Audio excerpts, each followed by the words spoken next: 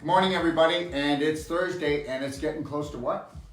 Christmas, absolutely. Getting close to Christmas or holidays, whatever you want to call it. There's so many different things to call it. Dave's been with us now for how many days? 4 days now. 4 days, and we're going to talk to Dave about how his personal treatment is going, personal treatment and training with his father's going in just a few minutes, because today's one-a-day is the #1 cure to a healthy spine. Now, does anybody notice what's going on out there? Either you've got a low back problem, or you've got a neck problem, or you've got scoliosis, okay? Or guess what? The doctor's talking about fusing your discs together, or he's gonna put a steel rod in your spine, okay? I mean, you know what? Whether you wanna believe this or not, okay? I would tell you right now, whether you want to believe it or not, maybe 1 out of 100 of all spinal surgeries need to get done. The other 99 do not need to be done. Now, you believe they need to be done because you've never been given an option, you've never been given an alternative, and you don't even know what your spine is all about. So we know that the spine is made out of vertebrae, and in between those vertebrae we have discs. And you don't understand that those discs become dehydrated and they deflate because you don't drink enough water. They also deflate because the circulation becomes poor because of inflammation causing crystallization in between and around the vertebrae, and that creates scar tissue. Now what happens? You've got little ligaments, you've got little tendons, you've got muscles that come along the side of your vertebrae, and they all get to be like beef jerky. Now that beef jerky gets wrapped around the bone. It's like, you know what? You know the chicken bone, that the chicken leg. You leave the chicken leg out for about a week on the cupboard. It's going to dehydrate, right? And and the moisture is going to leave, so it's not going to be easy to chew. You try to chew that, and it's beef jerky. Well, it would be turkey jerky, right? So the reality is that most people's spines are becoming beef jerky all the way down and around. Now, you think, oh, you know what I've got? I've got a slip disc. What did it do? Did it slip down your pants and it's in your sock? You don't have a slip disc. You have a perforated disc, maybe, where it's inflamed. A slip disc is where it's actually sticking out, but it's not sticking out because it's slipping out. It's not slipping out. What's happening is it's inflamed. And I'm telling you right now, I don't care, well, I do care for you, but I don't care if you're a vertebrae, you tell me that you have to go get your vertebrae fused, and because the padding is gone, I'm going to tell you that it will take me, usually it's around L5, lumbar 5, 4, and 3. And I'll tell you that I need 20 minutes to a half an hour to reverse it. Did you hear that? Yes, I did. Yeah, and you need to get that. So you know what? I'm going to tell you right now, I'm laying the law down here that there's hardly anybody out there that needs to go to spinal surgery. I'm telling you that if we did an hour and a half treatment from the tip of your coccyx up to your occipital, which is at the top of your neck, your cervical, that we would actually add 1.5 to 2 inches to your height. Did you get that? Okay, and then you're going to have the flexibility back. So go ahead, if you need to go to surgery because you're running a hate program, you need someone to stab you with a knife, you go right ahead. If you need them to stick a foreign object into you, okay, like a steel rod or a spacer, a plastic spacer, or a stainless steel spacer, if you need to do that, you need to be a drama queen because you don't love yourself, or because you've been taught that the body forgot how to heal itself or God makes junk. I get it, but understand something. Every time you go and you get cut and you get surgery, that causes more scar tissue than the scar tissue that you started with. Don't believe me, the medical system states that. Now the other thing is this, you know what your spine's for? Well, it's the telephone pole. And what it does is it circulates your spinal fluid, which has more light and information for communication to take to your brain. That's what it's doing. It's taking all this communication from the bottom of your coccyx, the tip, the tail, and it's picking up information from your whole nervous system, right? And from the other cells in your body and taking that information up to your brain. How do you think the rest of your body talks to your brain? Now, if you've got physical blocks throughout your spine, well, then we've got a communication detour. And if you've got physical blocks in your spine, then we know we're slowing down the circulation of information and the light. Guess what? There's more light in your spinal fluid than in your blood, but your blood are ferry boats of light, okay? And they carry information back from each other to each other. Now, if you have all these blocks in there, that light is moving too slow. And guess what? It needs to move at the speed of light, because our thoughts move at the speed of light. Our brain moves at the speed of light because our brain mainly feeds off of light. Did you hear what I said? Didn't know that, eh? That's why we love the sun. That's why we eat fresh and raw, because it's so packed full of light. That's why we want to be around people that smile, Dave, because they lighten up our day. That's why we want to smile, because as soon as you smile, did you know that your spinal fluid gets more light in it? That your spinal fluid moves quicker? Yeah, so stay depressed. Yeah, slow it all down. Talk about how you're a victim. Right. Talk about how life sucks.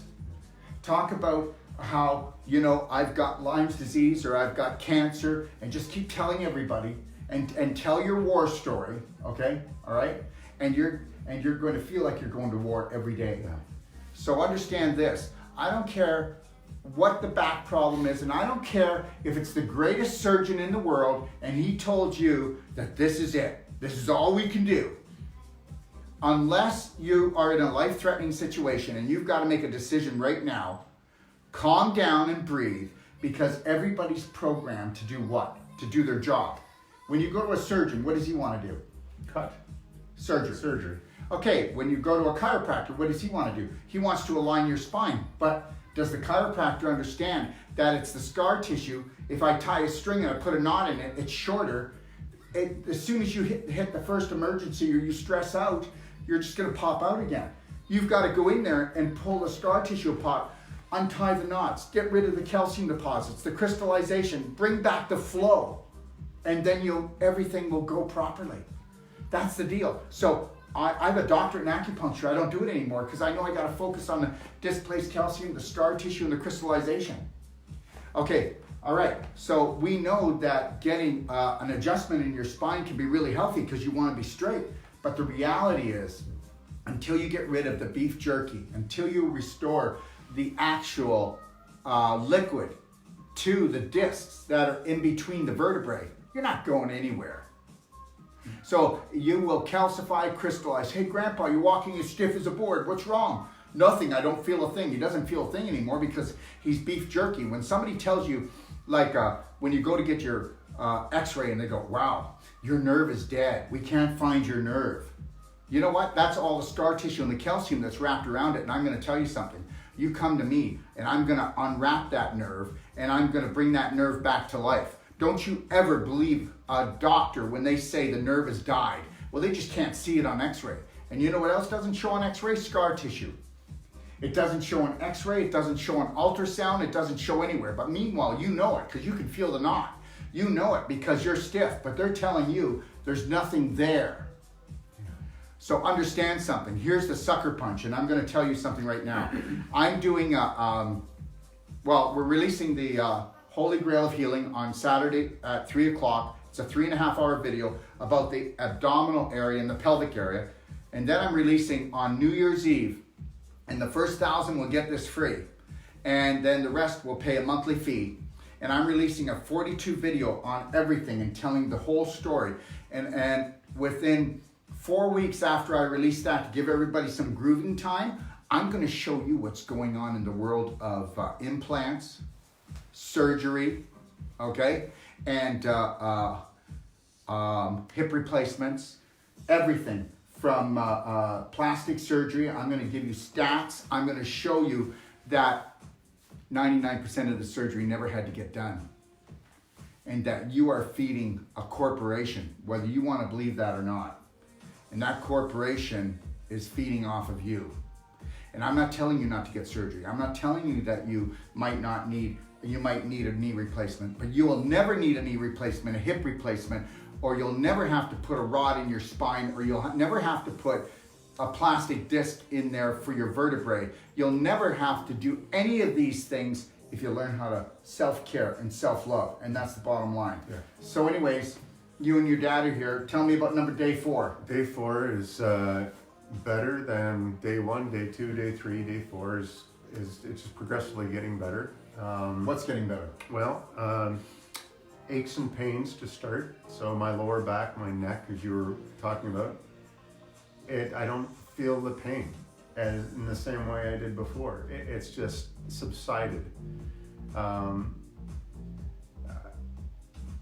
also feel mentally that I'm changing too. I'm learning about what I need to do for myself and how to treat others and how to treat myself and to love myself and love others, and to give forgiveness to all those. Okay, I've got a question, and I hope you don't mind me asking this, but because I'm wide open, right? Yes, sir. Okay, Yeah. and I just don't. Can I ask a question? Sure. Okay, so does everybody out there see the sadness in his heart? Does everybody see that? Now, has that sadness been with you since you've been an infant, like a child that you can remember? Or is that sadness something that came because there's been no answers and you were like left out on the side of the road for all these years suffering? You know what's going to be really important this week? I want you to come back and tell me why this deep sadness in every cell in your being and why you give off this sadness. I mean, everybody out there can feel the sadness coming from you. Now, do you have that sadness because you never felt you were loved by your parents, you never felt you were loved by anyone, or you don't know how to love yourself? Like you don't have to answer this right now, but I need you to understand something. You need to find out the answer to that. Because if you can find out what caused it and what program runs this deep sadness that runs through your body, that's the first thing to getting rid of the invisible prison that was created, not by you, but by this belief system that now owns you. And remember something, everybody out there, sadness is a low vibrational thought. Now, when you have sadness and you continue with the sadness, you must become sick. You must have no energy. Because anybody who's sad, do they have energy? No, they don't. Anybody who's depressed, are they depressed? Yeah. Anybody who talks about pain all the time, what are they in? Pain. And but actually, the actual talking about it creates the pain. The talking about the depression creates it. The recognizing that you're always sad helps to feed that entity, and every belief becomes an entity. I have a belief that I am the greatest, most powerful practitioner in the world. Now, whether that's true or not, and whether you think it is or you really think I am, this is not about ego. This is for me to get up and get my courage and be able to face people and say, you've got this. Together, we're going to do this. Or should I just come and go, hi, Dave, how are you? I'm Dr. Wolfe. You know, today we're going to do some treatment on you. Or should I go, hey, Dave, let's go, man. We got this. Let's take our life back. So, you know, fake it till you make it until you become it. Now, you faked. You keep on faking sadness because sadness is just a feeling. Right. But you've become sadness. Yeah. So what will that do with scaring people away who want happiness? So that means that the only friends that you have now are sad. Yeah. Yeah. No offense, anybody, if they're watching. Because your friends, they're sad too. Because honestly, Dave, I love you. I'm getting to know you. But if I met you, I wouldn't hang out with you because your energy is sadness. And I don't want that on me. Right. Right? Yes. Yep. So what do you think about all what I just said? You hit the nail on the head for me. Yeah. Absolutely. All of it. Yeah. Yeah. And it's the emotional part that's really I'm struggling with. But yeah. I know. It's okay to say that. It's okay to say that because I recognize it now. But the reality is this. I need to know why you are consciously feeding the sadness, and you've been doing it for years. Right. What was the trauma that triggered that, and then got your subconscious to say this is the most prominent belief in David, and we need to keep this sadness because it protects him. Right. Your body doesn't do anything out of it. Your subconscious doesn't do anything out of intelligence. It does it because it's what you practice the most. Right, right. If you wanted, I could practice sadness for a month and then we could hang out. No, but the reality is this. is anything that you practice, you're going to become good at. Right. Right. So Right. if you were to practice being the happiest guy in the office and outside and wherever you go, you just got a smile on your face because you're living with such gratitude because you know that you're an infinite spirit and that the God that created the universe never judged you, said, Dave, go down and off yourself if you want, dude. Or you could become the most amazing person you want to be. Because I don't believe in sin. Sin means missing the mark. That whole religious concept is the poison that people swallow. The poisonous pill. I'm guilty. Then you judge yourself. Then you put yourself in jail. Oh, whoa, dude, you're in jail. Yeah. So you're in sadness jail. You're not in hate jail, but you do hate yourself. Yeah. You can't be sad this long without hating yourself.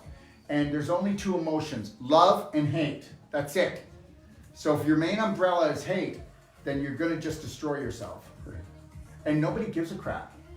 You could have a beautiful day today and the world doesn't know that. You could have a really awful day today and the world doesn't know that either. Right. The only thing is your awful day is going to get you to buy the drugs, have the surgeries, okay, and go get caught up in the system. When you should be focusing on only one system. Right. The solar system, your digestive system, and learning to process through your heart. Right. Thanks for joining us, and maybe we'll check in tomorrow, won't we? Sure. Sounds good. All right, we'll be smiling.